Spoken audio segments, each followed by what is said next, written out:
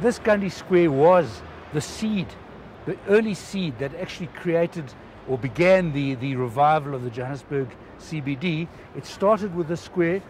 We then did Main Street, we did Fox Street, and this has given a momentum of its own to the extent, as I say, that even the buildings around it are now being refurbished.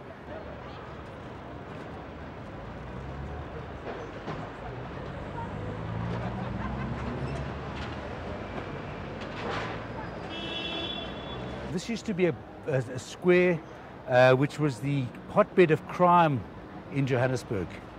I then negotiated with the city council to give me private rights over the square, and I've negotiated a 45-year lease with the city council.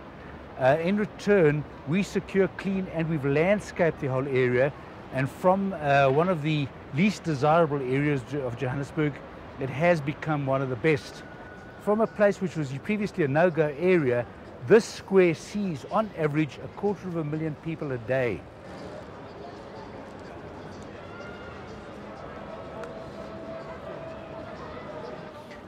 The building behind us used to be occupied by squatters. In fact, at one stage there were 3,000 squatters who lived here. I then bought this building just after the squatters had been vacated from the building, and when I walked in here, the building had been stripped of all its metal, and there was an inch of human waste on the ground throughout the building.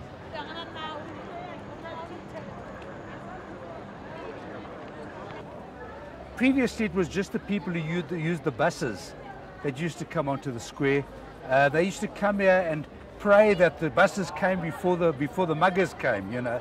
But today, the general population uses the square. The vast bulk of the people using the square are office workers who come here to buy their lunch or to just spend some time in the sunshine and the open fresh air.